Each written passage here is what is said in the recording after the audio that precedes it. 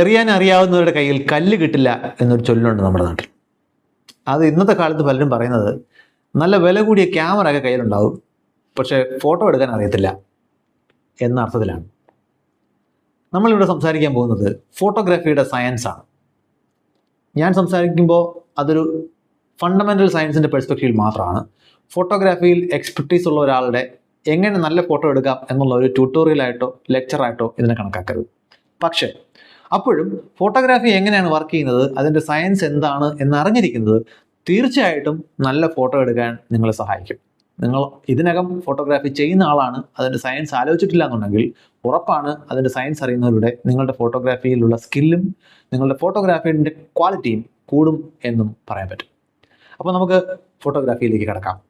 Photography എന്ന് പറയുന്ന വാക്ക് സൂചിപ്പിക്കുന്നത് പോലെ അത് പ്രകാശം ഉപയോഗിച്ച് എഴുതലാണ്. ഫോട്ടോഗ്രാഫി നമ്മൾ എന്ത് വസ്തുവിനെയും കാണുന്നത് അതിൽ നിന്ന് വരുന്ന പ്രകാശത്തെ ഉപയോഗിച്ചാണ്. അതൊന്നുകിൽ ആ വസ്തു പുറത്തേക്ക് വിടുന്ന പ്രകാശമായിരിക്കാം, ഒരു ബൾബ് എന്നൊക്കെ പറയുന്ന പോലെ, അല്ലെങ്കിൽ മറ്റേതെങ്കിലും പ്രകാശ സ്രോതസ്സിൽ നിന്നുള്ള പ്രകാശം നമ്മൾ കാണുന്ന വസ്തുവിൽ തട്ടി റിഫ്ലക്ട് ചെയ്ത് പ്രതിഫലിച്ച് വരുന്നതാണ്. രണ്ടായാലും ആ വസ്തുവിൽ നിന്ന് വരുന്ന പ്രകാശത്തെ ഉപയോഗിച്ചാൽ ആ പ്രകാശത്തെയാണ് നമ്മൾ കാഴ്ചയായിട്ട് മാറ്റുന്നത്. അപ്പോൾ ആ പ്രകാശത്തെ ഒരു റെക്കോർഡഡ് ഇമേജ് ആക്കി മാറ്റണമെങ്കിൽ, ഫോട്ടോഗ്രാഫ് ആക്കി മാറ്റണമെന്നുണ്ടെങ്കിൽ നമുക്ക് അടിസ്ഥാനപരമായിട്ട് വേണ്ടത് ഈ പ്രകാശത്തെ ക്യാപ്ചർ ചെയ്യുക, അതിനെ റെക്കോർഡ് ചെയ്യുക എന്നുള്ളതാണ്. ഇപ്പം നമ്മളൊരു ബൾബ് കത്തിച്ച് ചുവരിൽ പിടിപ്പിച്ചു കഴിഞ്ഞാൽ ആ ബൾബിൽ നിന്നുള്ള പ്രകാശം ആ ചുവരിൽ വീഴുന്നുണ്ട്. പക്ഷേ ആ ബൾബിനെ നമുക്ക് ചുവരിൽ കാണാൻ സാധിക്കില്ല, പ്രകാശം തട്ടി പ്രതിഫലിക്കുന്നത് മാത്രമേ കാണുന്നുള്ളൂ. എന്താണ് അവിടെയുള്ള വ്യത്യാസം? ഈ ബൾബിൻ്റെ ചിത്രം, ബൾബിൻ്റെ കാഴ്ചയാണ് നിങ്ങൾക്ക് വേണ്ടെന്നുണ്ടെങ്കിൽ ബൾബിൽ നിന്നുള്ള പ്രകാശം ചുമ്മാ എവിടെയെങ്കിലും ചെന്ന് വീണാൽ പോരാ. ബൾബിലെ ഓരോ ബിന്ദുവിൽ നിന്നും വരുന്ന പ്രകാശം ചുവരിലെ ഒരു ബിന്ദുവിൽ മാത്രമായിട്ട് വീഴണം, അല്ലെങ്കിൽ ബൾബിലെ ഓരോ ബിന്ദുവിനും കറസ്പോണ്ടിങ് ആയിട്ട് ചുവരിൽ ഒരു ബിന്ദു ഉണ്ടാവണം. എന്നാൽ മാത്രമേ ആ ബൾബിനെ നിങ്ങൾക്ക് ചുവരിൽ കാണാൻ പറ്റൂ, അല്ലെങ്കിൽ പ്രകാശം തട്ടി ചിതറി വരുന്നത് മാത്രമേ കിട്ടൂ. ഈ ബൾബിനെ ഒരു കണ്ണാടിയിൽ നിങ്ങൾക്ക് കാണാൻ കഴിയുന്നത് ഇതുപോലെ ബൾബിലെ ഓരോ ബിന്ദുവിനും കറസ്പോണ്ടിങ് ആയിട്ടൊരു ബിന്ദു കണ്ണാടിയിൽ ഉണ്ടാകുന്നത് കൊണ്ടാണ്. ഇവിടെ നമ്മൾ ഉപയോഗിക്കുന്ന വാക്ക് ഫോട്ടോഗ്രാഫിയിലെ ഏറ്റവും പ്രധാനപ്പെട്ട വാക്കാണ്, അതാണ് ഫോക്കസിങ്. ഫോക്കസിങ് എന്ന് ഉദ്ദേശിക്കുന്നത് നിങ്ങൾ എന്ത് വസ്തുവിനെയാണോ ഫോട്ടോഗ്രാഫ് ചെയ്യാൻ ശ്രമിക്കുന്നത് ആ വസ്തുവിലെ ഓരോ ബിന്ദുവിൽ നിന്നും വരുന്ന പ്രകാശം, ഒരു വസ്തുവിൽ നിന്നും പ്രകാശം വരുമ്പോൾ അത് എല്ലാ ദിശയിലേക്കും ചിതറിയാണ് വരിക. അപ്പം ഓരോ ബിന്ദുവിൽ നിന്നും പല ദിശകളിലേക്ക് ചിതറുന്ന പ്രകാശത്തെ എന്തെങ്കിലും ഒരു സാങ്കേതിക വിദ്യ ഉപയോഗിച്ച് മറ്റൊരു ബിന്ദുവിലേക്ക് തന്നെ കൊണ്ടെത്തിക്കാൻ കഴിയണം. അപ്പോൾ ആ വസ്തുവിൻ്റെ അതുപോലെ ഒരു പ്രതിബിംബം മറുവശത്ത് ഉണ്ടാകുന്നു. അതാണ് ഇമേജ്.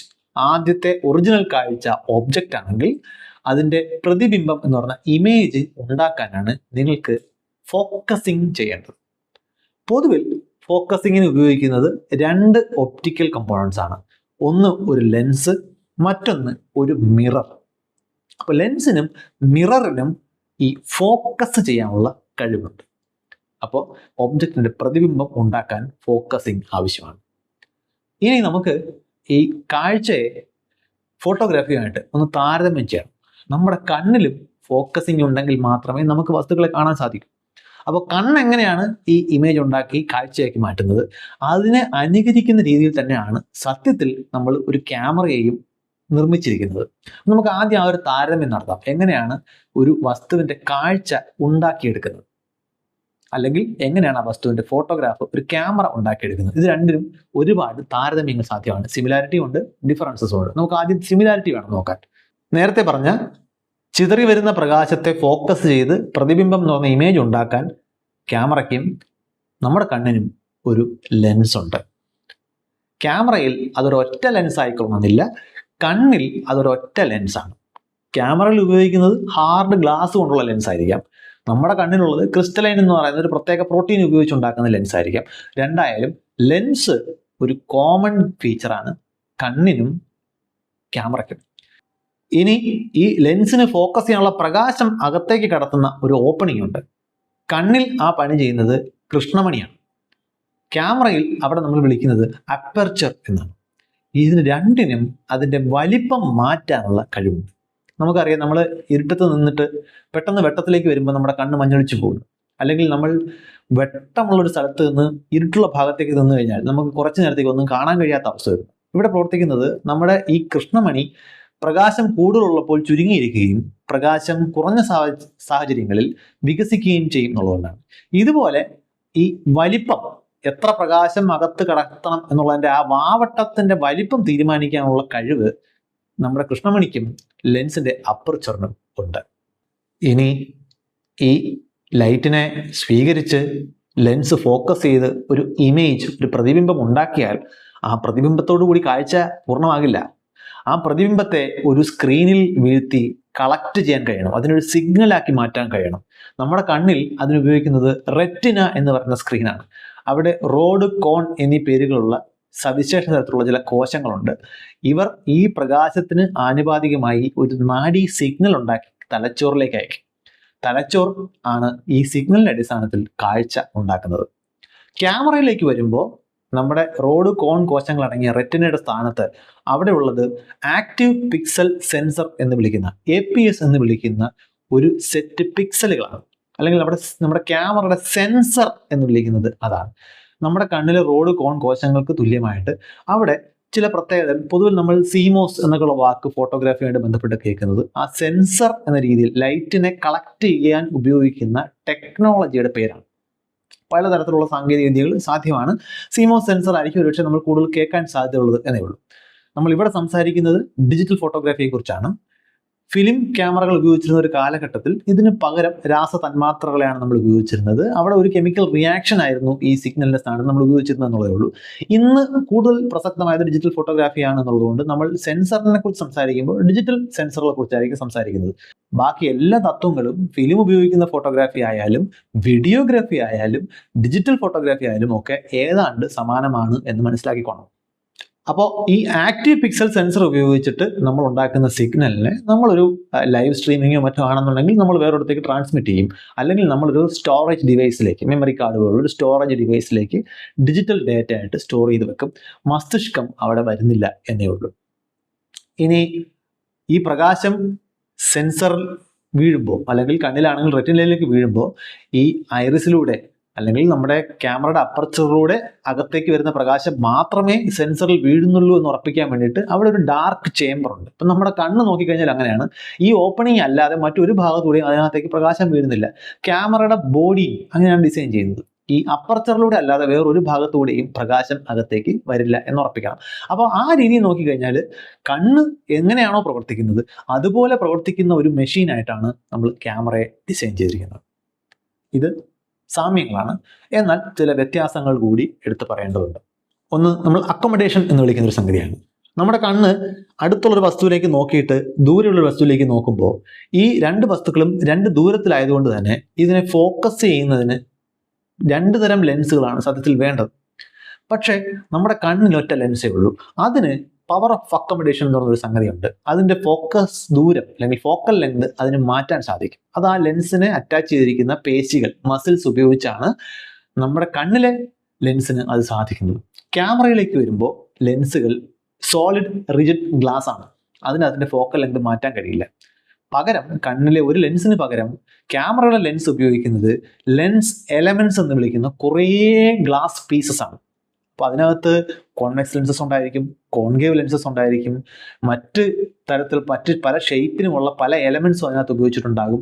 പൊതുവെ നമ്മൾ ക്യാമറയുടെ ലെൻസ് എന്ന് പറയുമ്പോൾ ഒരു നീണ്ട, നമ്മൾ പൊതുവെ പുട്ടുകുറ്റിയുടെ ഷേപ്പ് എന്നൊക്കെ പറയുന്ന ഒരു നീണ്ട വസ്തുവിനെയാണ് നമ്മൾ കാണുക. അതിനകത്ത് ഒറ്റ ഗ്ലാസ് ലെൻസ് അല്ല, കുറേ ഇതുപോലുള്ള ലെൻസ് എലമെന്റുകളുണ്ട്. അതിനെ അങ്ങോട്ടും ഇങ്ങോട്ടും നീക്കി അഡ്ജസ്റ്റ് ചെയ്താണ് നമുക്ക് അതിൻ്റെ ഫോക്കസ് ദൂരം അഡ്ജസ്റ്റ് ചെയ്യാൻ സാധിക്കുന്നത്.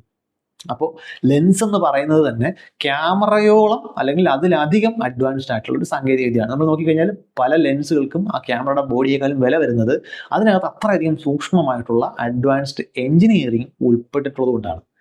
ഇനി അതുപോലെ പ്രധാനപ്പെട്ട മറ്റൊരു ക്വാണ്ടിറ്റി നമ്മൾ ഫോട്ടോഗ്രാഫിയായിട്ട് ബന്ധപ്പെട്ട് കേൾക്കുന്നതാണ് റെസൊല്യൂഷൻ എന്ന് പറയുന്നത്. അപ്പോൾ നമ്മൾ നേരത്തെ പറഞ്ഞതുപോലെ കാണുന്ന ഒബ്ജക്റ്റിലുള്ള ഓരോ ബിന്ദുവിനും കറസ്പോണ്ടിങ് ആയിട്ട് ഒരു ബിന്ദു ഫോം ചെയ്യുമ്പോഴാണ് അത് ഇമേജ് ആയിട്ട് മാറുന്നത്.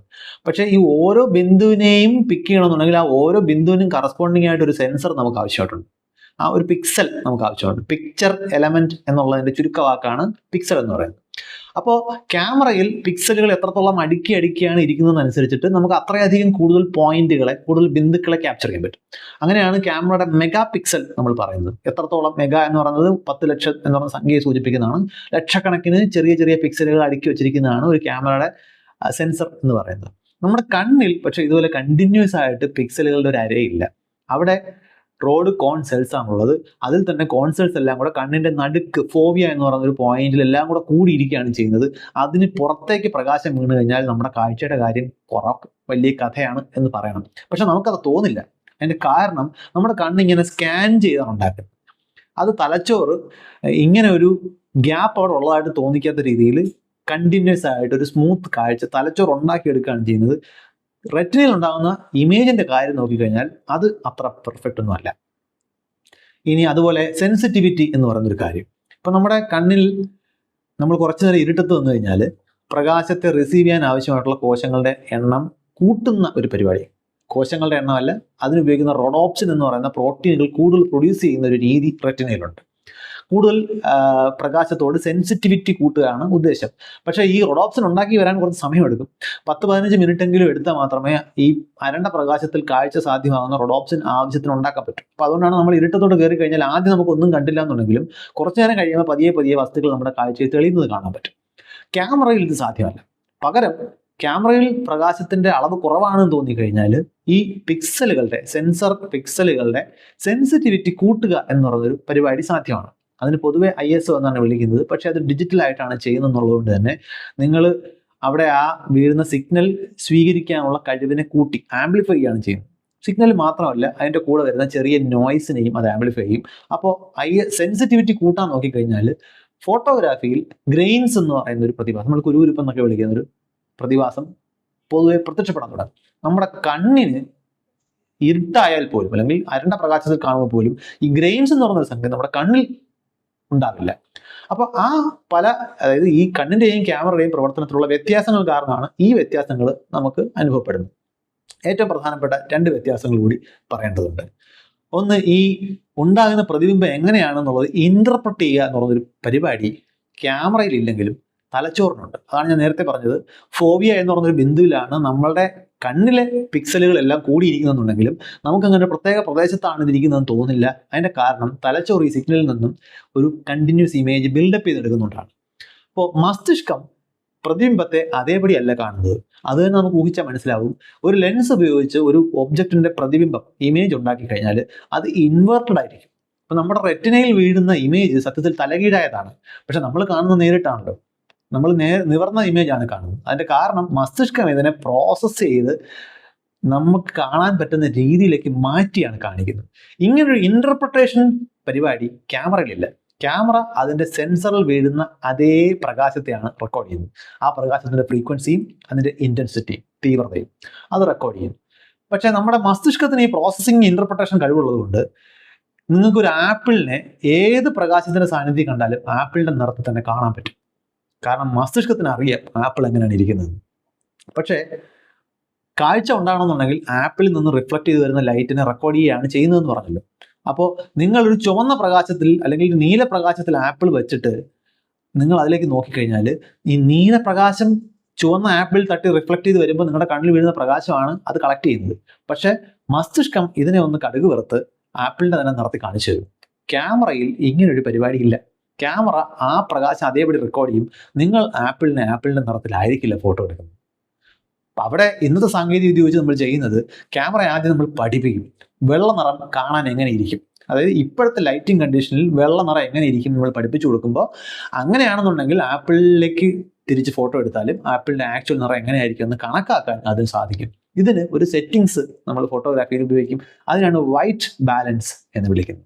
അപ്പോൾ ഫോട്ടോഗ്രാഫിയിൽ വളരെ പ്രധാനപ്പെട്ട ഒരു വാക്കാണ്. ഇല്ലെങ്കിൽ നിങ്ങൾ ചുവന്ന വസ്തുവിൻ്റെ പടം എടുക്കുമ്പോൾ ചിലപ്പോൾ പച്ച നിറത്തിലായിരിക്കും കാണുന്നത്.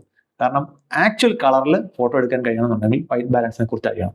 അപ്പോൾ ഒരു വസ്തുവിൽ നിന്ന് തട്ടി പ്രതിഫലിക്കുന്ന പ്രകാശം ഉച്ചയ്ക്കുള്ള ലൈറ്റ് ആണോ, വൈകുന്നേരമുള്ള സൺലൈറ്റ് ആണോ, ക്ലൗഡി ഡേയിലുള്ള സൺലൈറ്റ് ആണോ, ഫ്ലൂറസെന്റ് ലൈറ്റ് ആണോ, ഇൻകാൻഡസെന്റ് ബൾബിന്റെ ലൈറ്റ് ആണോ എന്നുള്ളതൊക്കെ അനുസരിച്ചിട്ട് അതിൽ നിന്ന് വരുന്ന പ്രകാശത്തിന്റെ സ്വഭാവം വ്യത്യസ്തമായിരിക്കും. അപ്പോൾ വൈറ്റ് ബാലൻസ് അതിനനുസരിച്ചിട്ട് അഡ്ജസ്റ്റ് ചെയ്തിട്ടില്ല എന്നുണ്ടെങ്കിൽ, ഇപ്പോൾ നിങ്ങൾ എന്നെ കണ്ടുകൊണ്ടിരിക്കുന്ന ഈ വീഡിയോ ഷൂട്ട് ചെയ്തുകൊണ്ടിരിക്കുന്ന ഒരു ക്യാമറയിലാണ്. ആ ക്യാമറ ഷൂട്ട് ചെയ്തുകൊണ്ടിരിക്കുന്ന ഗ്രൂപ്പിന്റെ പേര് ടീം വൈറ്റ് ബാലൻസ് എന്നാണ്. അപ്പോൾ ക്യാമറയുടെ സെറ്റിംഗ്സിൽ എത്രത്തോളം പ്രധാനപ്പെട്ടതാണെന്നുള്ളതിൻ്റെ ഒരു സൂചന കൂടിയായിട്ട് നിങ്ങൾക്ക് അതിനെ കണക്കാക്കാം. അപ്പോൾ മസ്തിഷ്കം ഇത് ഫ്രീ ആയിട്ട് ഈ സർവീസ് ചെയ്തു തരും. നിങ്ങൾ പ്രത്യേകിച്ച് പണി അതിലേക്ക് എടുക്കേണ്ടതില്ല. രണ്ടാമത്തെ പ്രശ്നം ഒപ്റ്റിക്കൽ ഇല്യൂഷൻ. നമ്മൾ എല്ലാം സ്കൂളിൽ പഠിക്കുമ്പോൾ മുതലേ കാണുന്ന കാര്യങ്ങളാണ് ഈ ഒപ്റ്റിക്കൽ ഇല്യൂഷൻസിനുള്ള ചില പരീക്ഷണങ്ങൾ. ചിലപ്പോൾ നമ്മൾ വളഞ്ഞ വര, നിവർന്ന വരയായിട്ട് കാണും. ചിലപ്പോൾ നമ്മൾ ഇല്ലാത്ത ട്രയാങ്കിൾ കാണും. നമ്മൾ ഒരു പടത്തിൽ തന്നെ ചിലപ്പോൾ ഒരു മൃഗത്തെ, ഒരു പക്ഷിയൊക്കെ കാണും. നമ്മൾ പൊതുവെ ഒരു ഒപ്റ്റിക്കൽ ഇല്യൂഷൻ എന്ന് വിളിക്കുന്നുണ്ടെങ്കിലും അത് ശരിക്കും കാഴ്ചയുടെ കുഴപ്പമല്ല, അത് മസ്തിഷ്കത്തിന്റെ കുഴപ്പമാണ്. അത് അവിടെ നിന്ന് വരുന്ന പ്രകാശത്തിൽ എന്തെങ്കിലും കുഴപ്പമുള്ളതുകൊണ്ടല്ല, ആ പ്രകാശത്തെ മസ്തിഷ്കം എങ്ങനെ ഇന്റർപ്രറ്റ് ചെയ്യുന്നു എന്നുള്ളിടത്താണ് ഈ ഇല്യൂഷൻ ഉണ്ടാകുന്നത്. ക്യാമറയിൽ ഇങ്ങനെ ഒരു ഇല്യൂഷന് സ്കോപ്പില്ല. അത് അവിടെ നിന്ന് വരുന്ന പ്രകാശം എങ്ങനെയാണോ അത് അതേപടിയാണ് ഫോട്ടോയിൽ പകർത്തിയെടുക്കുന്നത്. അപ്പോൾ കണ്ണും കാഴ്ചയും തമ്മിലുള്ള പ്രധാനപ്പെട്ട ചില വ്യത്യാസങ്ങളാണ് ഇവിടെ പറഞ്ഞത്. ഇനി നമുക്ക് ഫോട്ടോഗ്രാഫിയുടെ ടെക്നിക്കാലിറ്റിയിലേക്ക് കടക്കാം. അതായത് ഫോട്ടോഗ്രാഫി എന്ന് പറയുന്ന ഈ ലൈറ്റിനെ പകർത്തി ചിത്രമാക്കണം എന്നുണ്ടെങ്കിൽ ഈ ഫോക്കസിങ്ങിന് ലെൻസ് ആവശ്യമുണ്ടെന്നും സെൻസർ വേണമെന്നൊക്കെ നമ്മൾ പറഞ്ഞു കഴിഞ്ഞു. ഇനി എത്ര ലൈറ്റ് എങ്ങനെ നിങ്ങൾക്ക് കളക്ട് ചെയ്യാം എന്നുള്ളതാണ് ക്രിട്ടിക്കൽ ക്വസ്റ്റ്യൻ. ഇവിടെ നമ്മൾ മനസ്സിലാക്കേണ്ടത് ഫോട്ടോഗ്രാഫിയിലെ എക്സ്പോഷർ ട്രയാങ്കിൾ എന്ന് പറയുന്ന ആശയമാണ്.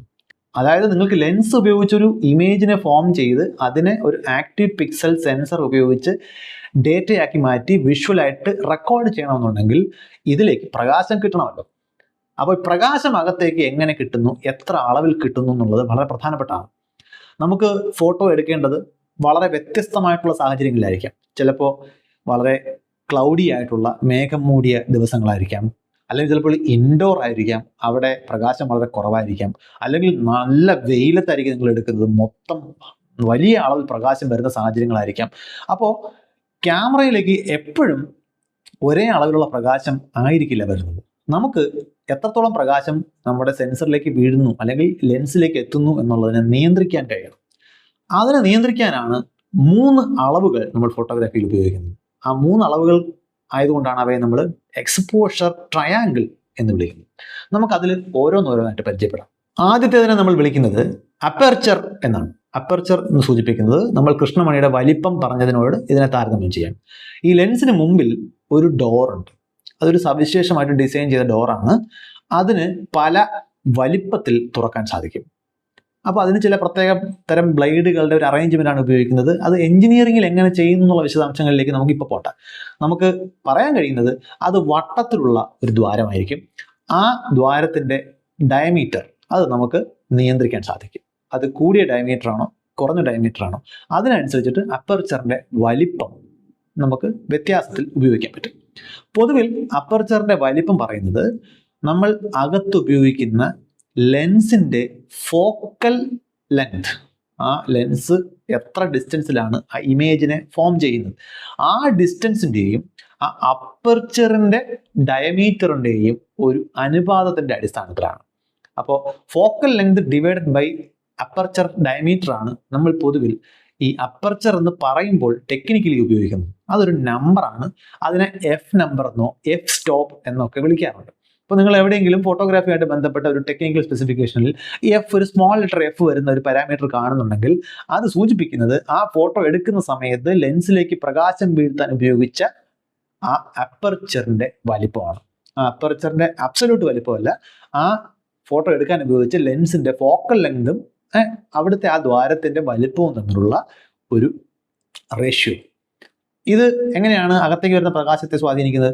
തീർച്ചയായിട്ടും ഈ focal length divided by diameter of the aperture ആണ് എഫ് നമ്പർ എന്നുള്ളത് കൊണ്ട് തന്നെ താഴെയാണ് ഡയമീറ്റർ ഓഫ് ദ അപ്പർച്ചർ വരുന്നത്. അപ്പോൾ എഫ് നമ്പർ ചെറുതാകുമ്പോൾ ഡയമീറ്റർ വലുതായിരുന്നു എന്ന് മനസ്സിലാക്കിക്കോണം. കൂടുതൽ വലിയ ഒരു ദ്വാരത്തിലൂടെയാണ് നിങ്ങൾ പ്രകാശം അകത്തേക്ക് എടുക്കുന്നുണ്ടെങ്കിൽ ആ എഫ് നമ്പർ അത്രയും കുറവായിരിക്കും. ഇപ്പം നിങ്ങൾ നോക്കിക്കഴിഞ്ഞാൽ എഫ് നമ്പർ 2.1 എന്നൊരു നമ്പർ കണ്ടു കഴിഞ്ഞാൽ ആ ലെൻസിൻ്റെ ഫോക്കൽ ലെങ്തുമായിട്ട് ഉള്ള ആ ഡയമീറ്ററിൻ്റെ റേഷ്യോ ആണ് അവിടെ സൂചിപ്പിക്കുന്നത്. ഇപ്പോൾ എവിടെയെങ്കിലും ഒരിടത്ത് നിങ്ങൾ എഫ് നമ്പർ 2.8 എന്നോ 8 എന്നോ 11 എന്നോ ഒക്കെ കാണുന്നുണ്ടെങ്കിൽ മനസ്സിലാക്കിക്കോണം, വലിയ നമ്പർ ആണെന്നുണ്ടെങ്കിൽ വളരെ ചെറിയ ഒരു ദ്വാരമാണ് ലൈറ്റ് അകത്തേക്ക് എടുക്കാൻ ഉപയോഗിച്ചത് എന്നാണ് അർത്ഥം. ഇതിന് ഫോട്ടോഗ്രാഫിയിൽ അകത്തേക്ക് വരുന്ന പ്രകാശത്തിന്റെ അളവിനപ്പുറം വേറെ ചില പ്രാധാന്യം കൂടിയുണ്ട്. നിങ്ങൾ എഫ് നമ്പർ ചെറുതായിട്ടാണ് ഫോട്ടോ എടുക്കുന്നുണ്ടെങ്കിൽ, അതായത് നിങ്ങൾ വലിയ ഡയമീറ്റർ ഉള്ള അപ്പർച്ചറിലൂടെ പ്രകാശം അകത്തേക്ക് എടുക്കുന്നുണ്ടെങ്കിൽ ഒരു വലിയ ഏരിയയിലൂടെ വരുന്ന പ്രകാശത്തെയാണ് അവിടെ ലെൻസിന് ഫോക്കസ് ചെയ്യേണ്ടത്. ലെൻസിന് എല്ലാ പ്രകാശത്തെയും ഒരേ ബിന്ദുവിലേക്ക് തന്നെ എത്തിക്കുക എന്ന് പറയുന്ന ഒരു വലിയ ടാസ്ക് ഉണ്ട്. അപ്പോൾ ഒരു വലിയ ഏരിയയിലൂടെ വരുന്ന പ്രകാശത്തെയാണ് ഫോക്കസ് ചെയ്യേണ്ടതെന്നുണ്ടെങ്കിൽ ഈ ലെൻസിന്റെ വക്കിലൂടെ വരുന്ന പ്രകാശത്തെ കുറച്ചധികം ബെൻഡ് ചെയ്യിച്ചാൽ മാത്രമേ അതിനെ നമ്മൾ ഉദ്ദേശിച്ച ഫോക്കസ് എന്ന് പറയുന്ന ബിന്ദുവിലേക്ക് കൊണ്ടുവരാൻ പറ്റൂ. അത് പലപ്പോഴും പാളിപ്പോകാൻ സാധ്യതയുള്ള കാര്യമാണ്. ഒരു ലെൻസും പെർഫെക്റ്റ് അല്ല. അപ്പോൾ ഇത് ചിലയിടങ്ങളിൽ നിങ്ങൾക്ക് ഗുണം ചെയ്യും. നിങ്ങൾ വലിയ അപ്പർച്ചറുള്ള അല്ലെങ്കിൽ എഫ് നമ്പർ ചെറിയ സെറ്റിങ്ങിലാണ് ഫോട്ടോ എടുക്കുന്നുണ്ടെങ്കിൽ ചിലപ്പോൾ നിങ്ങൾ എവിടെയാണോ ഫോക്കസ് ചെയ്തിരിക്കുന്നത് അതിനേക്കാൾ ബാക്കിൽ നിന്ന് വരുന്ന പ്രകാശമൊക്കെ നിങ്ങൾക്ക് ഫോക്കസിലാകാതെ പോകും. ഇപ്പോൾ ബാക്ക്ഗ്രൗണ്ട് ബ്ലർ ചെയ്തുകൊണ്ട് നിങ്ങൾക്ക് ഒരാളുടെ ഫോട്ടോ എടുക്കണം, ഒരു പോർട്രേറ്റ് ഫോട്ടോ എടുക്കണമെന്നുണ്ടെങ്കിൽ ഒരു ചെറിയ എഫ് നമ്പർ അവിടെ ഗുണം ചെയ്യുകയാണ് ചെയ്യുക. മറിച്ച് പല ഡിസ്റ്റൻസിൽ മരയും പുഴയും കാടുകളും ഒക്കെ നിൽക്കുന്ന ഒരു ലാൻഡ്സ്കേപ്പിന്റെ ഫോട്ടോയാണ് നിങ്ങൾക്ക് എടുക്കേണ്ടതെന്നുണ്ടെങ്കിൽ നിങ്ങൾക്ക് ഏതെങ്കിലും ഒരു മരം മാത്രം ഫോക്കസിലായാൽ പോരാ, മുഴുവൻ ചിത്രത്തിലെ എല്ലാ എലമെന്റ്സും നിങ്ങൾക്ക് ഫോക്കസ് ചെയ്ത് തരണം. അപ്പോൾ എഫ് നമ്പർ കൂടിയിരിക്കുന്നതാണ് നല്ലത്. അതായത് അപ്പർച്ചർ ചെറുതായിരിക്കുന്നതായിരിക്കും അവിടെ നിങ്ങൾക്ക് നല്ലത്. അപ്പോൾ ഇവിടെയാണ് ഡെപ്ത് ഓഫ് ഫീൽഡ് എന്ന് പറയുന്ന വാക്ക് വരുന്നത്. അതായത് നിങ്ങൾ ഫോട്ടോ എടുക്കുമ്പോൾ ആ ഫോട്ടോയിൽ നിങ്ങളുടെ ക്യാമറയിൽ നിന്നും പല പല ഡിസ്റ്റൻസിലുള്ള വസ്തുക്കളെല്ലാം ഒരുപോലെ ഫോക്കസിൽ വന്നിട്ടുണ്ടെന്നുണ്ടെങ്കിൽ നിങ്ങളുടെ ആ ഫോട്ടോയ്ക്ക് ഡെപ്ത് ഓഫ് ഫീൽഡ് ഉണ്ടെന്ന് പറയും. അതായത് നിങ്ങൾ ഇപ്പോൾ കണ്ടുകൊണ്ടിരിക്കുന്ന വീഡിയോയിൽ എന്നെയാണ് ക്യാമറ ഫോക്കസ് ചെയ്തിരിക്കുന്നത്. എനിക്ക് പിന്നിലുള്ള കാഴ്ചകളൊന്നും തന്നെ ഫോക്കസ്ഡ് ആയിരിക്കില്ല, അല്ലെങ്കിൽ അത് ബ്ലർഡ് ആയിട്ടായിരിക്കും നിങ്ങൾ കാണുന്നത്. ഇനി ഇതേ ക്യാമറയുടെ അപ്പർച്ചറിൽ വ്യത്യാസം വരുത്തി ഡെപ്ത് ഓഫ് ഫീൽഡ് കൂട്ടുകയാണെന്ന് വിചാരിച്ചോളൂ. അതായത് എൻ്റെ ശരീരത്തിൽ നിന്ന് വരുന്ന പ്രകാശം കളക്ട് ചെയ്യാൻ ഉപയോഗിച്ചിരിക്കുന്ന അപ്പർച്ചറിന്റെ വലിപ്പം കുറയ്ക്കുകയാണ് എന്നുണ്ടെങ്കിൽ സ്വാഭാവികമായിട്ടും നിങ്ങൾ എൻ്റെ ബാക്ക്ഗ്രൗണ്ടിലുള്ള വസ്തുക്കൾ കൂടി ഫോക്കസ്ഡ് ആയിട്ട് ഷാർപ്പായിട്ട് കാണാൻ തുടങ്ങും. പക്ഷെ അതേസമയം ഞാനിരിക്കുന്ന ഈ സീൻ കുറച്ചുകൂടി ഇരുണ്ടതായിട്ട് നിങ്ങൾ ശ്രദ്ധിച്ചിട്ടുണ്ടാവും. അതിൻ്റെ കാരണം നമുക്ക് എക്സ്പോഷർ ട്രയാങ്കിളിൻ്റെ മറ്റു മൂലകളിലേക്ക് പോകുമ്പോൾ മനസ്സിലാവും. അപ്പോൾ അപ്പർച്ചർ പഴയ സെറ്റിങ്ങിലേക്ക് വച്ച് നമുക്ക് സംസാരം തുടരാം. ഇനി വേറൊരു പ്രശ്നമുണ്ട്. നിങ്ങളൊരു ലാൻഡ്സ്കേപ്പ് ഫോട്ടോ എടുക്കാൻ വേണ്ടി എഫ് നമ്പർ വലുതാക്കി വെച്ചു. അപ്പോൾ അപ്പർച്ചർ ചെറുതായി, ചെറിയ ദ്വാരത്തിലൂടെയാണ് പ്രകാശം അകത്തേക്ക് വരുന്നത്. ചെറിയ ദ്വാരത്തിലൂടെ വരുന്ന പ്രകാശത്തിൻ്റെ അളവും കുറവായിരിക്കുമല്ലോ. അപ്പോൾ സെൻസറിൽ വീഴുന്ന പ്രകാശത്തിൻ്റെ അളവ് കുറഞ്ഞിരിക്കും, നിങ്ങളുടെ ഇമേജ് ഫെയിൻ്റ് ആയി പോകും. അവിടെയാണ് അപ്പർച്ചർ ട്രയാങ്കിളിലെ മറ്റ് രണ്ട് അളവുകളിലേക്ക് നമുക്ക് പോകേണ്ടി വരുന്നത് പറയാം. ഇത് ഒന്ന് ശരിയാകാതെ വരുമ്പോൾ മറ്റേതിലേക്ക് പോകുന്ന അർത്ഥത്തിലല്ല പറയുന്നത്. നമ്മൾ ഈ ഉപയോഗിക്കുന്ന 3 അളവുകളുടെയും ഒരു കൃത്യമായ ബാലൻസ് ആണ് ഫോട്ടോഗ്രാഫിയുടെ എഫിഷ്യൻസിയെ തീരുമാനിക്കാൻ പോകുന്നത്. ഇനി നമുക്ക് അടുത്ത കോർണറിലേക്ക് പോകാം. അതിനെ നമ്മൾ ഷട്ടർ സ്പീഡ് എന്നാണ് വിളിക്കുന്നത്. ഈ സെൻസറിലേക്ക് പ്രകാശം വീഴ്ത്തുന്നതിന് ഈ ലെൻസും അതിൻ്റെ ഓപ്പണിങ്ങും എങ്ങനെ തുടർച്ചയായിട്ട് തുറന്നു വെക്കാൻ പറ്റില്ല. അത് പ്രകാശം ആവശ്യത്തിന് എത്തിക്കഴിഞ്ഞാൽ അത് ക്ലോസ് ചെയ്ത് വെക്കണം. എന്നാൽ മാത്രമേ നമുക്ക് മീനിങ് ഫുൾ ആയിട്ടുള്ള സിഗ്നൽ അകത്തേക്ക് ഉപയോഗിക്കാൻ പറ്റുള്ളൂ. അപ്പോൾ ഈ വിൻഡോ തുറന്ന് അടയുക എന്ന് പറയുന്നൊരു പ്രക്രിയയാണ് ക്യാമറയിൽ ചെയ്യുന്നത്. അപ്പോൾ ഈ സെൻസറിലേക്ക് വീഴുന്ന പ്രകാശം എത്ര നേരം വീഴുന്നുണ്ട് എന്നുകൂടി നമുക്ക് നിയന്ത്രിക്കാൻ കഴിയണം. ഇപ്പോൾ നേരത്തെ പറഞ്ഞ അപ്പർച്ചറിനെ നമുക്ക് മഴവെള്ളം പിടിക്കാൻ ഉപയോഗിക്കുന്ന ഒരു പാത്രത്തിന്റെ വാവട്ടമായിട്ട് ഉപമിക്കാം. ഇപ്പോൾ നിങ്ങൾ വാവട്ടം കുറഞ്ഞൊരു പാത്രവും വാവട്ടം കൂടിയ ഒരു പാത്രവും ഒരേ കാലയളവ് മഴയത്ത് വെച്ച് കഴിഞ്ഞാൽ വാവട്ടം കൂടിയ പാത്രം കൂടുതൽ വെള്ളം കളക്ട് ചെയ്യും എന്നറിയാമല്ലോ. അതുപോലെയാണ് അപ്പർച്ചർ കൂടിയ സെറ്റിങ്ങിൽ ക്യാമറ കൂടുതൽ പ്രകാശം ഒരേ സമയം കൊണ്ട് കളക്ട് ചെയ്യുന്നത്.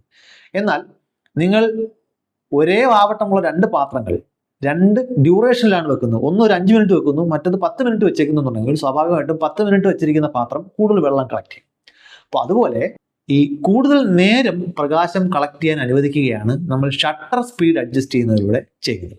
അപ്പോൾ ഷട്ടർ സ്പീഡ് കുറവാണ് എന്ന് പറഞ്ഞതിൻ്റെ അർത്ഥം കൂടുതൽ നേരം നിങ്ങളുടെ ഈ സെൻസർ പ്രകാശത്തിന് മുമ്പിൽ തുറന്നു വെക്കുകയാണ്. ഷട്ടർ സ്പീഡ് കൂടുതലാണെങ്കിൽ വളരെ പെട്ടെന്ന് തുറന്നടയുന്നത് കൊണ്ട് കുറച്ച് നേരത്തേക്ക് മാത്രമേ ലൈറ്റ് കളക്ഷൻ എന്ന് പറഞ്ഞ പ്രകാശം ശേഖരിക്കുക എന്ന് പറഞ്ഞ പ്രക്രിയ അവിടെ നടക്കുന്നുള്ളൂ.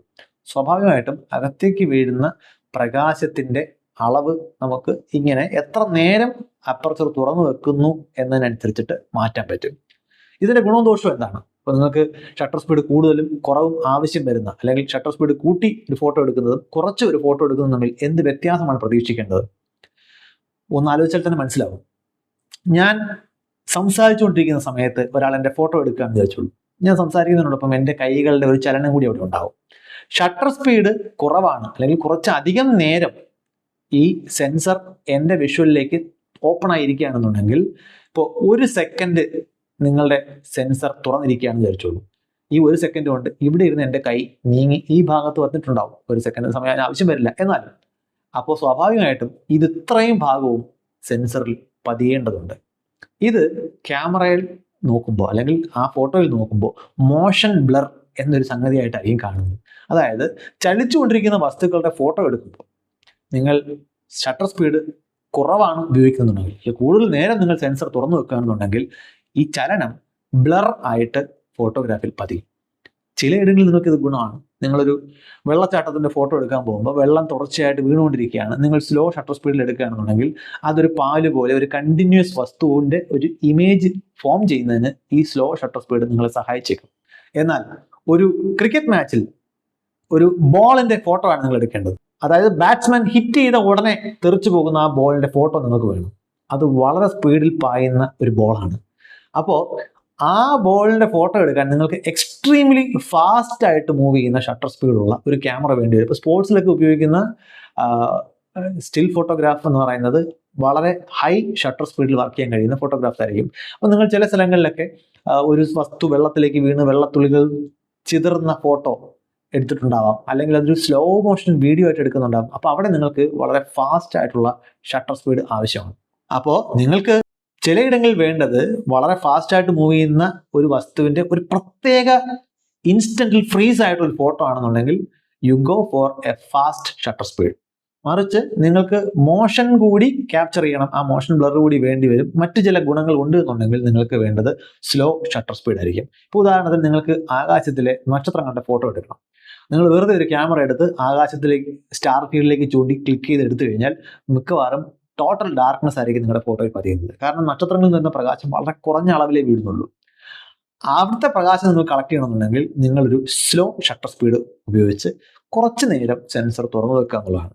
അപ്പോഴും കുറച്ചധികം നേരം സെൻസർ തുറന്നു വെക്കുന്നതിലൂടെ കൂടുതൽ പ്രകാശം കളക്ട് ചെയ്യാമെന്ന് വിചാരിച്ചു കഴിഞ്ഞാൽ ഭൂമി കറങ്ങുന്നത് കൊണ്ട് നക്ഷത്രങ്ങൾ ചെറുതായിട്ട് നീങ്ങി പോകുന്നുണ്ടാകും. അപ്പോൾ നിങ്ങൾക്ക് സ്റ്റാർ ട്രെയിൽസ് എന്ന് പറയുന്ന നക്ഷത്രങ്ങളുടെ പിന്നിൽ ഒരു വാല് ഫോം ചെയ്യുന്ന കാണാൻ പറ്റും. ചിലയിടത്തെങ്കിലും ആസ്ട്രോ ഫോട്ടോഗ്രാഫി ചെയ്യുന്ന ആൾക്കാർ ബ്യൂട്ടിയുടെ പർപ്പസിന് വേണ്ടിയിട്ട് കൗതുകത്തിന്റെ പേരിൽ ഈ സ്റ്റാർ ട്രെയിൽസ് ഫോട്ടോ എടുക്കാറുണ്ട്. ഇത് സാങ്കേതികമായി പ്രകാശം എങ്ങനെ അഡ്ജസ്റ്റ് ചെയ്യും എന്നുള്ളതിന്റെ സയൻസാണ് നമ്മൾ പറയുന്നത്.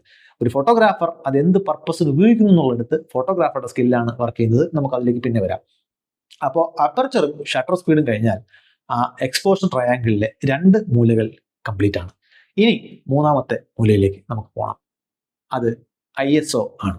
നേരത്തെ ഈ വീഡിയോ ഷൂട്ട് ചെയ്തുകൊണ്ടിരിക്കുന്ന ക്യാമറയിൽ ഡെപ്ത് ഓഫ് ഫീൽഡ് മാറ്റുന്ന ഒരു ഡെമോൺസ്ട്രേഷൻ നമ്മൾ ചെയ്തിരുന്നു. അപ്പോൾ ഡെപ്ത് ഓഫ് ഫീൽഡ് കൂട്ടിയപ്പോൾ ആ സീൻ ഇരുണ്ട് പോയതായിട്ട് നിങ്ങൾ ശ്രദ്ധിച്ചല്ലോ. അതെന്തുകൊണ്ടാണ്?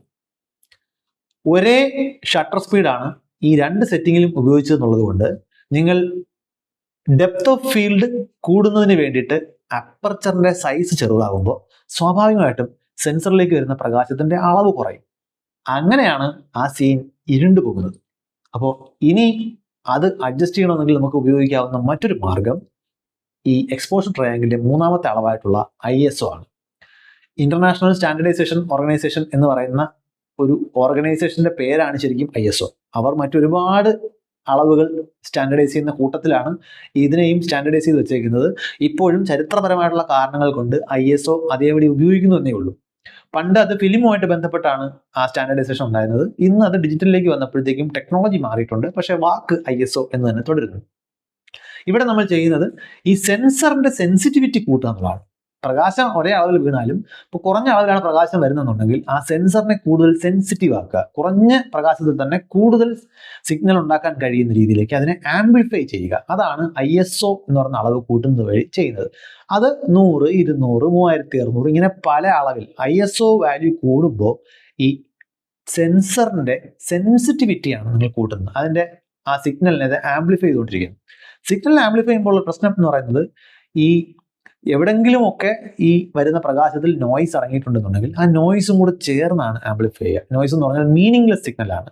അപ്പോൾ ഗ്രെയിൻസ് പ്രത്യക്ഷപ്പെടാൻ തുടങ്ങാം. ചിലപ്പോൾ നിങ്ങൾ കൂടുതൽ സെൻസിറ്റിവിറ്റിയിലൂടെ പ്രകാശം കൂടുതൽ കളക്ട് ചെയ്യാം എന്ന് പ്ലാൻ ഇട്ടുന്നുണ്ടാവാം. പക്ഷേ അരണ്ട പ്രകാശത്തിൽ ചിലപ്പോൾ നിങ്ങൾ ISO കൂട്ടിക്കൊണ്ടിരുന്നാൽ ഒരു പ്രത്യേക ലെവൽ കഴിയുമ്പോൾ ഫോട്ടോയിൽ ഗ്രെയിൻസ് പ്രത്യക്ഷപ്പെടുന്നതായിട്ട് കാണാൻ പറ്റും. അത് ഒരു ഇൻഹറന്റ് ടെക്നോളജിക്കൽ ലിമിറ്റേഷൻ ആയിട്ട് കണക്കാക്കാം. ചിലയിടങ്ങളിൽ ചിലപ്പോൾ അതിനെ ഒരു ക്രിയേറ്റീവ് വർക്കായിട്ട് ആളുകൾ ഉപയോഗിച്ചെന്നും വരാം.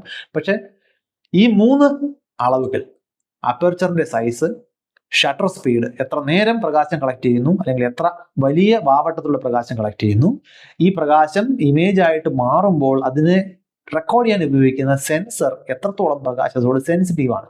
ഈ 3 അളവുകളാണ് എത്ര അളവിൽ എങ്ങനെ പ്രകാശം കളക്ട് ചെയ്യുന്നു എന്ന് ഒരു ഫോട്ടോഗ്രാഫർ തീരുമാനിക്കാൻ ഉപയോഗിക്കുന്നത്. അപ്പൊ നേരത്തെ ചെയ്ത ഡെമോൺസ്ട്രേഷനിൽ സീൻ ഇരുണ്ടു പോകുന്ന പ്രശ്നം എങ്ങനെ ISOയിലൂടെ കോമ്പൻസേറ്റ് ചെയ്യാം നമുക്ക് നോക്കാം. ഇപ്പോൾ നിങ്ങൾ കാണുന്ന ഇമേജിന്റെ ഡെപ്ത് കൂടി വരുന്നത് ശ്രദ്ധിച്ചാൽ മനസ്സിലാവും. എൻ്റെ ബാക്ക്ഗ്രൗണ്ടിലുള്ള കാര്യങ്ങൾ കൂടി ഫോക്കസിലേക്ക് വരുന്നു. അതേസമയം അപ്പർച്ചറിന്റെ വലിപ്പം കുറഞ്ഞപ്പോൾ അകത്തേക്ക് വരുന്ന പ്രകാശത്തിന്റെ അളവ് കുറഞ്ഞിട്ടുണ്ട്.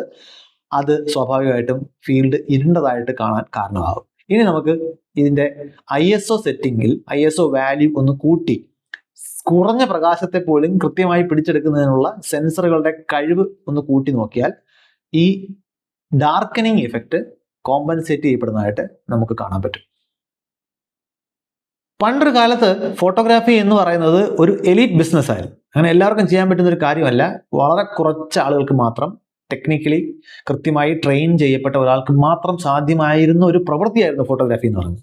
ഇന്ന് നമ്മുടെ മൊബൈൽ ഫോണുകളിൽ പോലും വളരെ മികച്ച ഫോട്ടോ എടുക്കാൻ കഴിയുന്ന ക്യാമറകൾ വന്നതോടുകൂടി ഫോട്ടോഗ്രാഫി ഒരു സില്ലി ബിസിനസ് ആയിട്ട് അല്ലെങ്കിൽ ഒരു സാധാരണ കാര്യമായിട്ട് നമുക്ക് മാറിയിട്ടുണ്ട്. അപ്പോൾ നമുക്ക് താരതമ്യം വേണം. ഈ വലിയ വലിപ്പമുള്ള, കനമുള്ള, കോസ്റ്റ്ലി ആയിട്ടുള്ള ക്യാമറ വേഴ്സസ് നമ്മുടെ എല്ലാം ഫോണിലിരിക്കുന്ന സ്മാർട്ട് ഫോൺ ക്യാമറ. ചിലരെങ്കിലും കരുതുന്നത് സ്മാർട്ട് ഫോൺ ക്യാമറകൾ പ്രൊഫഷണൽ ക്യാമറകൾ എടുക്കുന്ന ഫോട്ടോയേക്കാൾ കൂടുതൽ മികച്ച ഫോട്ടോഗ്രാഫ് തരുന്നു എന്നാണ്. കുറ്റം പറയാൻ പറ്റില്ല. നമ്മൾ പലപ്പോഴും ഫോട്ടോയെ ജഡ്ജ് ചെയ്യുന്നത് നമ്മളുടെ ഫോട്ടോ നന്നായി വരുന്നുണ്ടോ എന്ന് നോക്കിയിട്ടാണ്. അല്ലാതെ ഫോട്ടോ എടുക്കപ്പെടുന്ന സബ്ജക്റ്റ് അതേപടി ഫോട്ടോ എടുക്കപ്പെടുന്നുണ്ടോ, അതായത് നിങ്ങളൊരു വസ്തുവിന് നേരെ പോയിന്റ് ചെയ്ത് ഫോട്ടോ എടുത്തു, അപ്പോൾ നിങ്ങളുടെ തന്നെ മുഖമായിരിക്കാം, അത് നിങ്ങളുടെ മുഖം എങ്ങനെയാണോ ഇരിക്കുന്നത് അതേപടിയാണ് ആ ഫോട്ടോ പതിയുന്നത് എന്ന് നോക്കിയിട്ട് അതിൻ്റെ അടിസ്ഥാനത്തിലല്ല നമ്മൾ ഫോട്ടോയെ വിലയിരുത്തുന്നത്.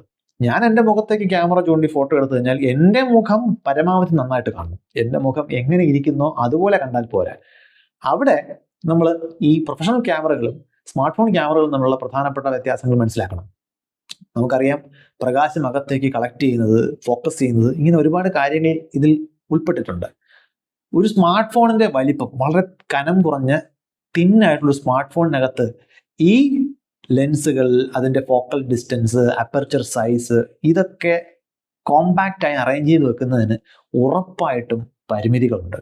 അതിൻ്റെ സെൻസർ സൈസ് വളരെ കുറവാണ്, ലെൻസിൻ്റെ സൈസ് വളരെ കുറവാണ്. ഇതിനെ പലപ്പോഴും കോമ്പൻസേറ്റ് ചെയ്യാൻ വേണ്ടിയിട്ട് സ്മാർട്ട് ഫോണുകൾ ഒരു സ്മാർട്ട് എഞ്ചിനീയറിംഗ് ആണ് ഉപയോഗിക്കുന്നത്.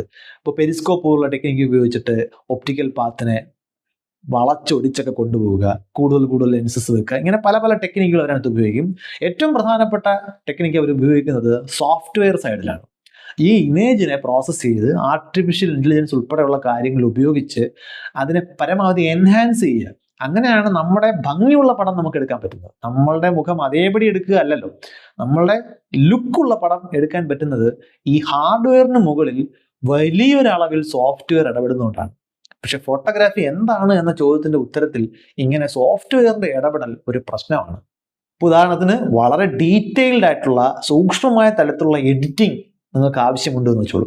ആ രീതിയിലൊക്കെയുള്ള ഫോട്ടോ എടുക്കേണ്ടി വരുമ്പോൾ സ്മാർട്ട് ഫോണിൻ്റെ പരിമിതി നിങ്ങൾക്ക് വ്യക്തമായിട്ട് മനസ്സിലാവും. അതുപോലെ പ്രകാശം കുറഞ്ഞ അളവിൽ ലോ ലൈറ്റ് സെറ്റിങ്സിൽ ഫോട്ടോ എടുക്കുമ്പോഴും ഒക്കെ പ്രൊഫഷണൽ ക്യാമറയുടെ മുമ്പിൽ സ്മാർട്ട് ഫോൺ ക്യാമറകൾ മുട്ടിടിച്ച് നിൽക്കുന്നത് നമുക്ക് കാണാൻ പറ്റും. പിന്നെ പലപ്പോഴും ഫോണുകളുടെ വിൽപ്പനയുടെ ഭാഗമായിട്ട് മെഗാ പിക്സലിൻ്റെയൊക്കെ വലിപ്പം പറഞ്ഞ് മേനി പറയുന്ന രീതി ഫോൺ മാനുഫാക്ചറേഴ്സിൽ കാണാൻ പറ്റും. ഇപ്പം നമ്മൾ നോക്കിക്കഴിഞ്ഞാൽ ലക്ഷക്കണക്കിന് വില വരുന്ന പല പ്രൊഫഷണൽ ക്യാമറകളുടെയും മെഗാ പിക്സൽ സൈസ് നമ്മൾ നോക്കുമ്പോൾ നമ്മളൊരു 10,000 രൂപയുടെ ഫോൺ അവകാശപ്പെടുന്ന മെഗാ പിക്സലിനേക്കാൾ ചിലപ്പോൾ ചെറുതായിരിക്കും. മെഗാ പിക്സൽ മിത്ത് എന്ന് പറയുന്ന വാക്ക് തന്നെ പലപ്പോഴും ഇതുമായിട്ട് ബന്ധപ്പെട്ട് ഉപയോഗിക്കാറുണ്ട്. ഒരു ഫോണിന്റെ ക്യാമറയുടെ നിലവാരം മെഗാ പിക്സൽ മാത്രം വച്ച് നമുക്ക് അളക്കാൻ കഴിയില്ല. പലപ്പോഴും അതിനേക്കാൾ പ്രധാനപ്പെട്ടതാണ് മറ്റ് പല പാരാമീറ്ററുകളും എന്ന് നമ്മൾ ഓർക്കണം. അപ്പോൾ സ്മാർട്ട് ഫോണുകൾ വളരെ ഹാൻഡിയാണ്. ആർക്കും എവിടെ വെച്ചും വളരെ സുഗമമായിട്ട് ഫോട്ടോഗ്രാഫി ചെയ്യാൻ കഴിയുന്ന രീതിയിലാണ് ഡിസൈൻ ചെയ്യപ്പെട്ടിരിക്കുന്നത്. പക്ഷേ പ്രൊഫഷണൽ ക്യാമറകളുമായിട്ട് അവയുടെ ക്യാമറയ്ക്ക് ഒരു താരതമ്യം തന്നെ ഇല്ല എന്ന് പറയണം. ഇപ്പോൾ സോഫ്റ്റ്വെയറിൻ്റെ ഇടപെടൽ മനസ്സിലാക്കാൻ കഴിയുന്ന ഒരു ഉദാഹരണം പറഞ്ഞു കഴിഞ്ഞാൽ, നിങ്ങൾ നോക്കിക്കഴിഞ്ഞാൽ നിങ്ങളുടെ മൊബൈൽ ഫോണിൻ്റെ ക്യാമറയുടെ മുമ്പുള്ള അപ്പർച്ചർ നമുക്ക് വ്യത്യാസം വരുത്താൻ പറ്റുന്നതല്ല, അത് ഫിക്സ്ഡ് ആണ്. കാരണം അപ്പർച്ചർ മാറ്റുക എന്ന് പറയുന്നത് വളരെ സോഫിസ്റ്റിക്കേറ്റഡ് ആയിട്ടുള്ള ഒരു എഞ്ചിനീയറിംഗ് ചലഞ്ചാണ്. അത് ഇത്രയും സൂക്ഷ്മമായിട്ട് തലത്തിൽ ഒരു സ്മാർട്ട് ഫോൺ ക്യാമറയിൽ ഫിറ്റ് ചെയ്യാൻ കഴിയില്ല. അപ്പോൾ അതുകൊണ്ട് തന്നെ പലപ്പോഴും ഫോക്കൽ ലെങ്തിലും ഇതുപോലെ പരിമിതികളുണ്ട്. അപ്പോൾ ചെയ്യുന്നതെന്ന് വെച്ചാൽ പല ഫോക്കൽ ലെങ്ത് ഉള്ള അല്ലെങ്കിൽ പല അപ്പർച്ചർ സൈസ് ഉള്ള പല ക്യാമറകൾ ചിലപ്പോൾ സ്മാർട്ട് ഫോൺ ഫിറ്റ് ചെയ്തിട്ടുണ്ടാവും. നിങ്ങൾ ചിലപ്പോൾ സൂം ചെയ്യുമ്പോൾ കണ്ടിന്യൂസ്ലി സൂം ചെയ്ത് വേറൊരു ഫോക്കൽ ലെങ്തിലേക്ക് മാറിയതുപോലെ നമുക്ക് തോന്നിയേക്കാം. പക്ഷേ അത് ഒരു ട്രിക്കാണ്. നിലവിലുള്ള ഫോക്കൽ ലെങ്ത് ഉള്ള ക്യാമറയെ ചെറുതായിട്ടൊന്ന് സൂം ചെയ്ത് കാണിച്ചിട്ട് അടുത്ത ക്യാമറയിലേക്ക് ഈ ഫോട്ടോഗ്രാഫി മാറുകയാണ് പലപ്പോഴും സ്മാർട്ട് ഫോൺ ചെയ്യുക. അത് നിങ്ങൾക്ക് തിരിച്ചറിയാൻ കഴിയാത്ത വിധം സ്മൂത്ത് ആയിട്ട് ചെയ്യാൻ ഒരുപക്ഷെ അതിൻ്റെ സോഫ്റ്റ്വെയറിന് സാധിക്കുന്നത് കൊണ്ടാണ് നമ്മൾ സൂം ചെയ്ത് പോകുന്ന പോലെ നമുക്ക് തോന്നുന്നത്. കാരണം സൂമിങ് എന്ന് പറയുന്നത് നമ്മൾ ഫോട്ടോഗ്രാഫിക്ക് ഉപയോഗിക്കുന്ന ലെൻസിന്റെ ഫോക്കൽ ലെങ്തുമായിട്ട് കൂടി കണക്റ്റഡ് ആണ്. അതൊരു പരിധിക്കപ്പുറം നിങ്ങൾക്ക് മാറ്റാൻ പറ്റില്ല. സ്മാർട്ട് ഫോണിൽ അത് മാറ്റുന്നതിന് ഒരുപാട് പരിമിതികളുണ്ട്.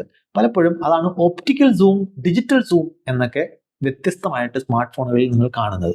ഡിജിറ്റൽ സൂം എന്ന് പറയുന്നത് കുറേ പിക്സലുകൾ ബക്കിൽ നിന്നും കട്ട് ചെയ്ത് കളഞ്ഞിട്ട് ഫീൽഡ് നിറച്ചു വെക്കുന്നു. അപ്പോൾ നിങ്ങൾക്ക് സൂം ചെയ്തതായിട്ട് തോന്നുന്നു എന്നേ ഉള്ളൂ. അപ്പോൾ ഇതൊന്നും മോശമാണെന്ന അർത്ഥത്തിലല്ല പറഞ്ഞത്. ഇതിനൊക്കെ അതിൻ്റെതായ പരിമിതികളുണ്ട്. Smart phone versus professional camera എന്ന് പറയുന്നത് സത്യത്തിൽ ഫോട്ടോഗ്രാഫിയുടെ കണ്ണിൽ ഒരു താരതമ്യം പോലുമല്ല. ഫോട്ടോഗ്രാഫിയുടെ അനേകായിരം ടെക്നിക്കൽ ഡീറ്റെയിൽസിൽ വളരെ ഫണ്ടമെന്റൽ ആയിട്ടുള്ള കുറച്ച് കാര്യങ്ങൾ മാത്രമേ നമ്മളിവിടെ പറഞ്ഞിട്ടുള്ളൂ. ഇത് പറഞ്ഞല്ലോ, ഇതൊരു ഫോട്ടോഗ്രാഫി ട്യൂട്ടോറിയലോ ഫോട്ടോഗ്രാഫിയുടെ ഒരു കംപ്ലീറ്റ് കോഴ്സോ ഒന്നുമല്ല. ഇനി നമുക്ക് ഈ ടെക്നിക്കൽ സൈഡ് പറഞ്ഞ സ്ഥിതിക്ക്, ഫണ്ടമെന്റൽ സയൻസ് പറഞ്ഞ സ്ഥിതിക്ക്, ഫോട്ടോഗ്രാഫി എന്ന് പറയുന്ന ആക്ടിവിറ്റിയെ കുറിച്ചുകൂടി ഒന്ന് രണ്ട് കാര്യങ്ങൾ പറഞ്ഞ് നമുക്ക് അവസാനിപ്പിക്കാം. ഒന്നാമത്തെ കാര്യം, ഫോട്ടോഗ്രാഫിയിൽ പലരും അണ്ടർ എസ്റ്റിമേറ്റ് ചെയ്യുന്നൊരു കാര്യമാണ് ലൈറ്റിംഗ് എന്ന് പറയുന്നത്. വെറുതെ ക്യാമറ എടുത്ത് എന്തിൻ്റെങ്കിലും നേരെ ചൂണ്ടിയിട്ട് ഫോട്ടോ എടുക്കുന്നു, അത് കിട്ടുന്നു. ഏത് പ്രകാശമാണ് അവിടെ വീഴുന്നത് എന്ന് നോക്കുന്നേയില്ല. ക്യാമറയുടെ സെറ്റിങ്സിനെ കുറിച്ചൊക്കെ ചിലപ്പോൾ നമ്മൾ ബോധം ചെയ്യുന്നുണ്ടാവും. പക്ഷേ പ്രകാശം വളരെ ഇമ്പോർട്ടൻ്റ് ആണ്. ഇപ്പോൾ ഉദാഹരണത്തിന് ഗ്രൂപ്പ് ഫോട്ടോയൊക്കെ എടുക്കാൻ നിൽക്കുമ്പോൾ പല ആളുകളും പറയുന്നത് ഞാൻ കണ്ടിട്ടുള്ളതാണ്, നല്ല വെയിലടിക്കുന്ന ഭാഗത്തേക്ക് മാറി നിന്നാൽ ഇവിടെ നല്ല പ്രകാശമുണ്ട്, ഫോട്ടോ എടുക്കാം എന്ന് പറയും.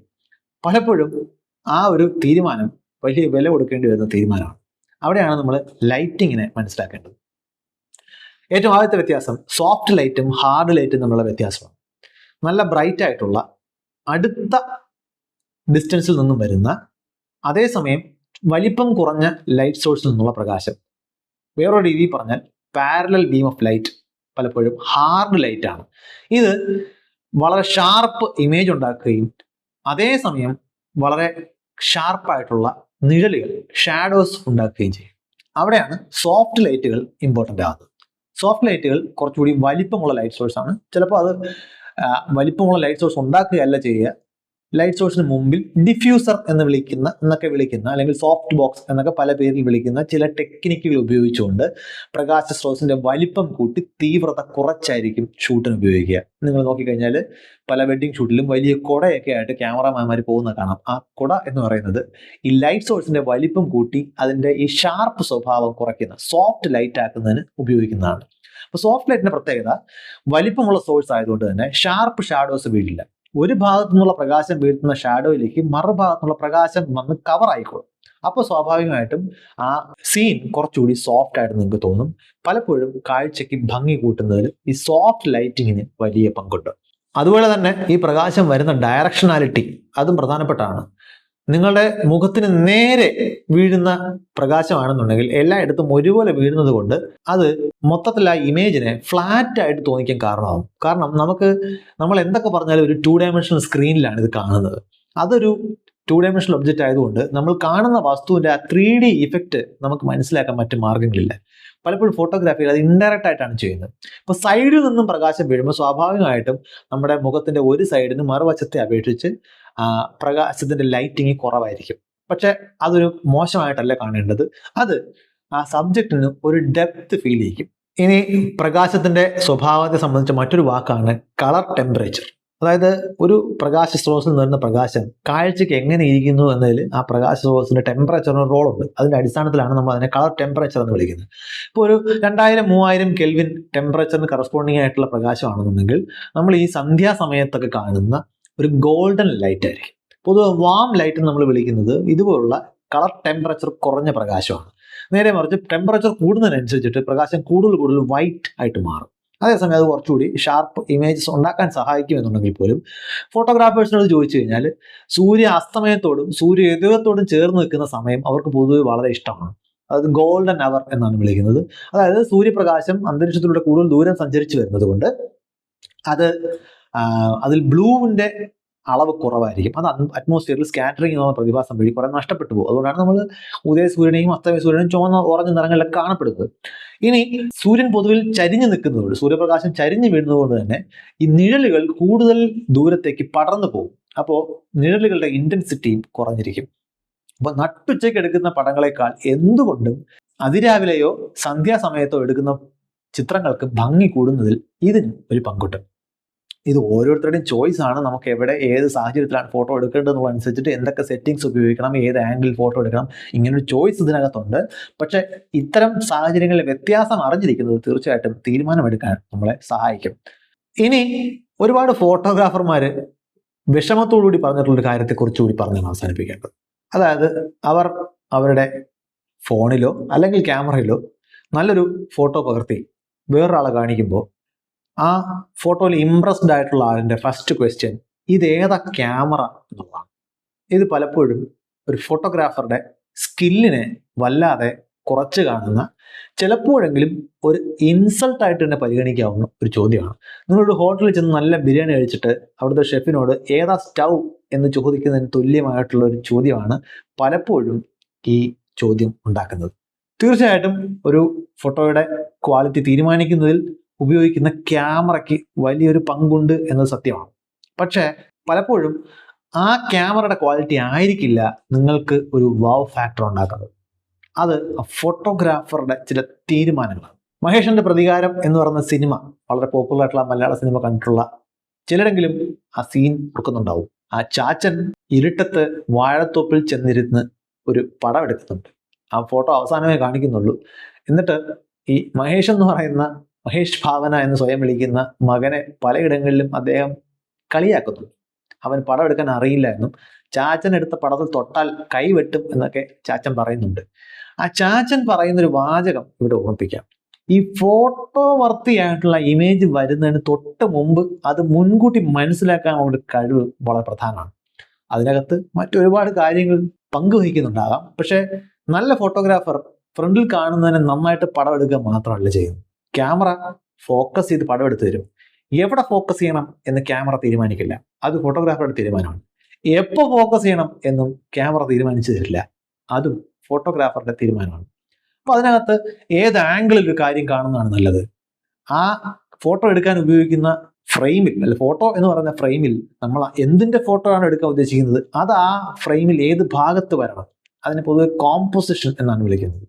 അപ്പോൾ നിങ്ങളൊരു ആപ്പിളിൻ്റെ പടമാണ് എടുക്കുന്നത്, പശ്ചാത്തലത്തിൽ മേശയാണ് അല്ലെങ്കിൽ ടേബിൾ ക്ലോത്ത് ആണ്, അങ്ങനെ എന്തെങ്കിലും ആയിക്കോട്ടെ. ആപ്പിൾ ഈ ഫ്രെയിമിൽ എവിടെ വരണം, നടുക്ക് വരണമോ മൂലയിൽ വരണമോ, ഇതൊരു തീരുമാനമാണ്. ഇത് ആ മനുഷ്യൻ എടുക്കുന്ന തീരുമാനമാണ്. ക്യാമറ നിങ്ങൾക്ക് വേണ്ടി എടുത്തു തരില്ല. നല്ല ക്യാമറ വെച്ച് ഫോട്ടോ എടുത്താലും പലപ്പോഴും മോശം ഫോട്ടോഗ്രാഫുകൾ ഉണ്ടാകുന്നതിന് കാരണം ഈ കാര്യത്തിൽ വരുന്ന പിഴവാണ്.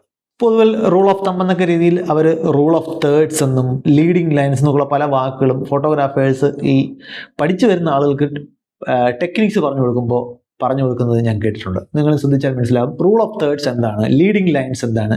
ഇങ്ങനെയുള്ള ചില കാര്യങ്ങൾ അറിഞ്ഞു വെച്ചിരിക്കുന്നത് നിങ്ങളുടെ ഫോട്ടോ കോമ്പോസിഷനെ അതിൻ്റെ ക്വാളിറ്റി കൂട്ടുന്നതിന് ഒരുപാട് സഹായിക്കും. നേരത്തെ സയൻസ് പറയുമ്പോൾ വളരെ ഫാസ്റ്റായിട്ട് മൂവ് ചെയ്യുന്നൊരു വസ്തുവിൻ്റെ ഫോട്ടോ എടുക്കാൻ ഷട്ടർ സ്പീഡ് കൂട്ടിയിടണം എന്നൊക്കെ പറഞ്ഞു എന്നുണ്ടെങ്കിലും ചില ഫോട്ടോഗ്രാഫേഴ്സ് അത്തരം നിയമങ്ങൾ ലംഘിച്ചേക്കാം. ചില മ്യൂസീഷ്യൻസ് രാഗത്തിൻ്റെയൊക്കെ നിയമങ്ങൾ തെറ്റിച്ചുകൊണ്ട് ആ രാഗത്തിൻ്റെ ഭാഗമല്ലാത്ത സ്വരങ്ങൾ ഉപയോഗിച്ച് ചിലപ്പോൾ കൂടുതൽ ഭംഗിയുള്ള സംഗീതം സൃഷ്ടിക്കുന്നത് പോലെ ഇത്തരം നിയമങ്ങളെയൊക്കെ തെറ്റിച്ചുകൊണ്ട് ചില ഫോട്ടോഗ്രാഫർമാർ മികച്ച ഫോട്ടോഗ്രാഫ്സ് ഉണ്ടാക്കും. കൂടുതൽ ക്രിയേറ്റീവ് ആയിട്ടുള്ള നമ്മളെ അത്ഭുതപ്പെടുത്തുന്ന ഫോട്ടോഗ്രാഫ്സ് ഉണ്ടാക്കാൻ പറ്റും. അപ്പോൾ പറഞ്ഞു വരുന്നത്, ഈ മെഷീൻ എങ്ങനെ പ്രവർത്തിക്കുന്നതിനപ്പുറം ഫോട്ടോഗ്രാഫിയെ കുറച്ചുകൂടി ക്രിയേറ്റീവ് ആക്കുന്ന, ഫോട്ടോഗ്രാഫിനെ കൂടുതൽ മിഴിവുറ്റതാക്കുന്ന ഒരു പങ്ക് അത് ഉപയോഗിക്കുന്ന ഫോട്ടോഗ്രാഫർ എന്ന വ്യക്തിക്കുണ്ട്. അപ്പോൾ നല്ല ഫോട്ടോ കാണുമ്പോൾ എല്ലാം ക്യാമറയുടെ മിടുക്കാണ് എന്ന് അസ്യൂം ചെയ്യാതിരിക്കുക. ചുറ്റും നോക്കിയാൽ തന്നെ നല്ല ക്യാമറയും വെച്ച് വളരെ മോശം ഫോട്ടോ എടുക്കുന്ന ആൾക്കാരെ നിങ്ങൾക്ക് കാണാൻ പറ്റും. അങ്ങനെയുള്ളവരോട് ഫോട്ടോയുടെ ക്വാളിറ്റി വലുതാക്കുന്ന ലൈറ്റിങ്ങും കോമ്പോസിഷനും പോലുള്ള ചില കാര്യങ്ങൾ കൂടി ഉണ്ട് എന്ന് ഓർമ്മിപ്പിക്കുന്നത് അവരെ കുറച്ചുകൂടി നല്ല ഫോട്ടോ എടുക്കാൻ സഹായിച്ചേക്കും. അപ്പോൾ ഫോട്ടോഗ്രാഫിയെ സംബന്ധിച്ചിട്ടുള്ള അനേകായിരം സാങ്കേതിക ഡീറ്റെയിലുകളിൽ വളരെ പ്രധാനപ്പെട്ട ചില ടെക്നിക്സ്, ചില ഫണ്ടമെന്റൽ സയൻസ് ടോപ്പിക്സ് മാത്രമാണ് നമ്മളിവിടെ സംസാരിച്ചിട്ടുള്ളത്. ഇത് ഫോട്ടോഗ്രാഫി ട്യൂട്ടോറിയൽ അല്ല എന്ന് ഒരിക്കൽ കൂടി ഓർമ്മിപ്പിച്ചുകൊണ്ട്, ഞാൻ അതിനുള്ള യോഗ്യതയുള്ള ആളല്ല എന്ന ജാമ്യം കൂടി എടുത്തുകൊണ്ട് നിർത്തുന്നു. മറ്റൊരു ഷോ നമുക്ക് പിന്നെ കാണാം. ബൈ.